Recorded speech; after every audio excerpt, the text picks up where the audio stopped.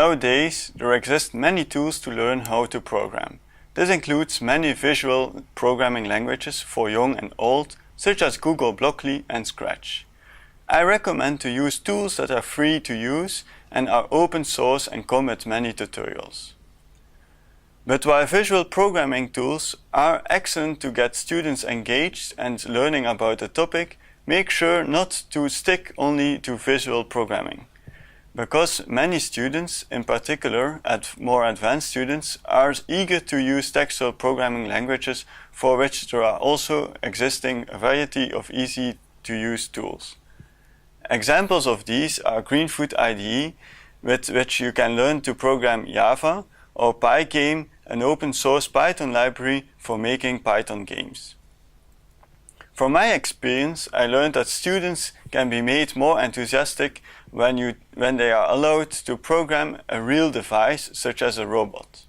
This is now very easy thanks to the many microcontroller developer boards available. The probably best known is the Arduino board, which is typically programmed in C++. If you find programming C++ a little bit too scary, you can start with Ardublocks or Scratch for Arduino, visual programming interfaces for Arduino. I prefer Ardublocks because the nice thing about it is that it allows you to program graphically, but also lets you look at the generated C++ code. This is illustrated by this example, in which I programmed the Arduino, an Arduino-compatible Duango board, to control a servo motor. After dragging the coding blocks, you can upload the program to the Arduino, while at the same time looking at the C++ code. Due to the fast-changing nature of the domain, the tools you use evolve continuously. Don't be afraid to switch your tools once in a while. Since there are many open source tools which are freely available, you can do this very easily and very cheaply. Additionally, the variety of tools makes it also easy to connect programming and problem solving to the context of the students. For example, nowadays many students like Minecraft, so why not programming with the many add-ons which are available for Minecraft?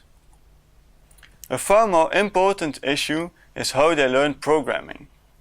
For this, I like to challenge the students with open-ended problems. For example, in Argentina we taught programming to a group of 100 students aged between 12 and 18. For this, we asked them to program a fire truck robot. An important aspect of this problem is that there are multiple valid solutions. Moreover, by allowing the students working in groups, they also learn how to collaborate and build upon each other's ideas. At the end of the sessions, we organized a little competition in which the different strategies were compared. If a big open-ended problem seems too hard, you can always tell them to divide it in smaller open-ended challenges. Through this, they learn to divide a big problem into smaller ones that are more doable. In the fire truck example, we started by giving working code for a straight driving robot, which the students first had to change into a robot driving around a square. From there, they add feedback by adding sensors to the robot, and finally they end up with a fire truck robot which is able to localize a candle and blow it out. In a nutshell, challenge your students with open-ended problems and link it to their interests. Allow time for failures, but be aware of their frustration level.